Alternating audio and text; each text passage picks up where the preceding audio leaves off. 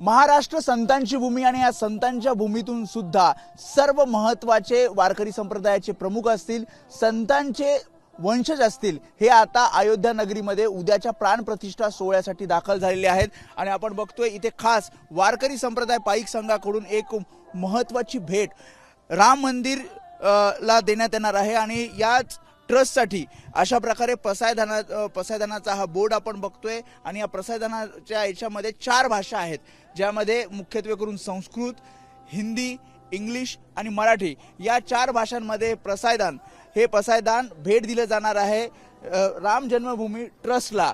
आणि या सगळ्याबाबत बोलण्यासाठी आणि या संत परंपरेबद्दल बोलण्यासाठी आपल्यासोबत वास्कर महाराज आहेत।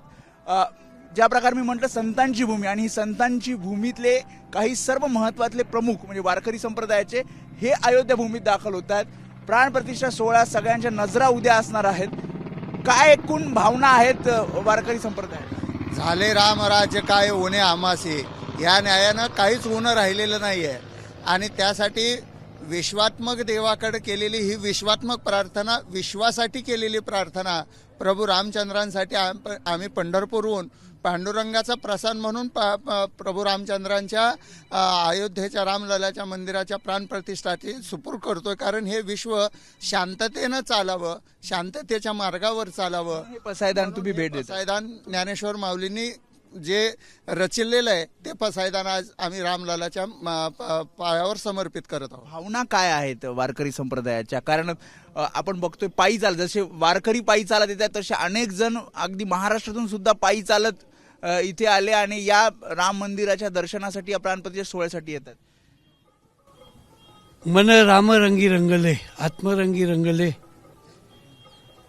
आज अयोध्येमध्ये संपूर्ण भारतातून वारकरी, महाराष्ट्रातून सगळे वारकरी संप्रदायाचे, संतांचे वंशज, फडकरी मंडळी, वास्कर मंडळी, महामंडलेश्वर आणि ही सगळी मंडळी या ठिकाणी आलेत अयोध्येमध्ये।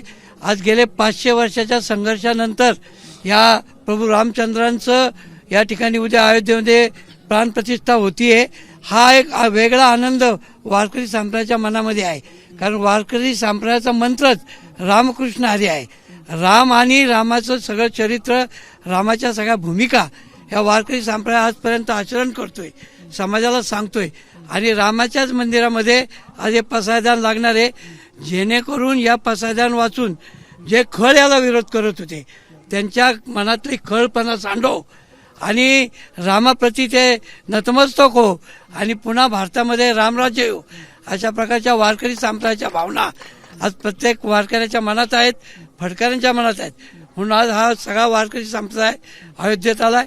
खूप आनंद, खूप त्यांच्या मनामध्ये चैतन्य स्वरूप भावना आहेत की गेल्या कारसेवेमध्ये अनेक ठिकाणी संघर्ष करून जे आमचं कुलदैवत आहे राम आमच्या मनामनामध्ये आहे, आमच्या प्रत्येकाच्या आचारात आहेत आणि तो प्रत्येक या ठिकाणी आज उद्या पंतप्रधान माननीय नरेंद्रजी मोदी साहेब यांच्या हस्ते त्या ठिकाणी प्राणप्रतिष्ठा होतीये। हा एक गौरव संपूर्ण जगभर हा दिसणार आहे, त्यामुळे आनंद आहे। सगळ्या वेगवेगळ्या ठिकाणून आलेला आहात, तुम्ही सज्जनगड मधून आलेला आहात, तुमच्या काय नेमक्या भावना आहेत? समर्थांच्या दृष्टीने विचार केला तर स्वरूप संप्रदाय अयोध्या मठ, जानकी देवी श्री रघुनाथ दैवत, मारुती उपासना नेमस्थ वाढविला परमार्थ रामदासी।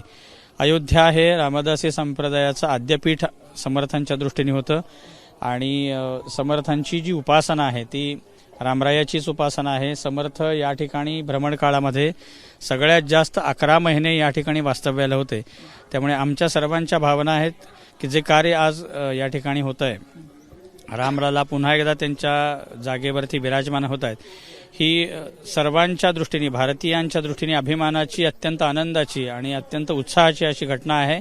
आणि सर्वांच्या आयुष्यामध्ये रामरायाच्या प्रती असणारी भावना एक कल्याणकारी सर्वांचं आयुष्य व्हावं या दृष्टीने ही संपन्नता या ठिकाणी प्राप्त होणार आहे।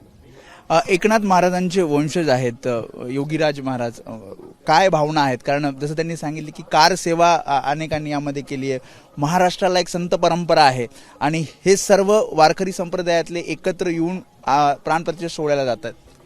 खरं तर प्रभू रामचंद्र 14 वर्षाच्या वनवासानंतर जेव्हा अयोध्येमध्ये आले, ते आल्याच्या नंतर जी भावना अयोध्यावासियांची असेल तीच भावना आज अखंड हिंदू समाजाची आहे आणि प्रभू श्री रामचंद्रांचं अतिशय भव्य दिव्य असं मंदिर हे आमच्या सर्वांच्या साक्षीनं होतं आहे आणि माननीय पंतप्रधान श्री नरेंद्र मोदीजी यांच्या हस्ते त्याची पुनर्स्थापना होती आहे.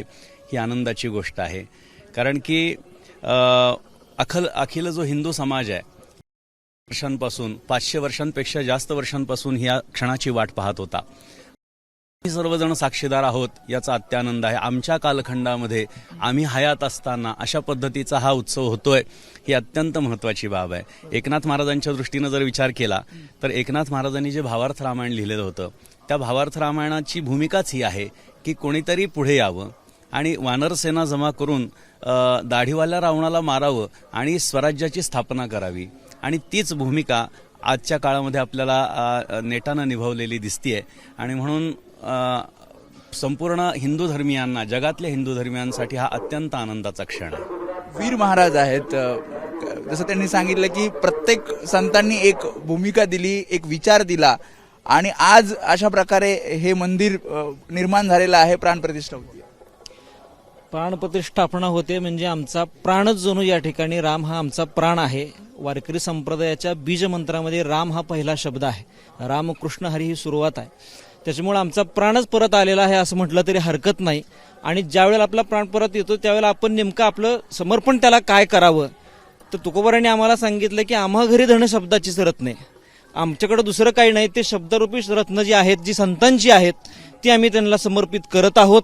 आणि जग हे संपूर्ण शांतीच्या शोधामध्ये आहे आणि शांती ही भारताशिवाय कुणी प्रदान करू शकत नाही कारण शांती देण्यासाठी संत असणं गरजेचं आहे आणि ते संत फक्त भारताकडे आहेत. संत ही भारतभूमी आहे आणि हे विश्वाचं मागणं जे ज्ञानोबारांनी त्या काळात मागितलं ते आजही आवश्यक आहे. म्हणून विश्वशांती करता ही विश्वशांतीची मागणं असणारं पसायदान आम्ही देत आहोत.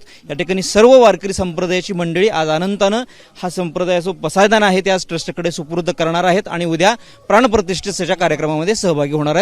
अतिशय आनंदाचा हा अतिशय दिव्यमान सोहळा आहे, याच्यासाठी सर्वजण उपस्थित आहेत. खरं तर हे शब्दरत्न आहेत, विश्वशांतीची प्रार्थना आहे आणि ही विश्वशांतीची प्रार्थना हे सर्व वारकरी संप्रदायाचे पाईक संघ आहे तो उद्या या ट्रस्टकडे हे सगळं सुपूर्द करणार आहे आणि एक वेगळा आनंद, एक वेगळं चैतन्यमय वातावरण आणि या सगळ्यांमध्ये जो आनंद आहे तो चेहऱ्यावर दिसतोय आणि हा उत्साह उद्या सुद्धा या अयोध्या नगरीमध्ये आपल्याला पाहायला मिळेल. कॅमेरामॅन दीपेश महाजनसह मी वेदांत नेब, एबीपी माझा, अयोध्या. एबीपी माझा, उघडा डोळे बघा नीट.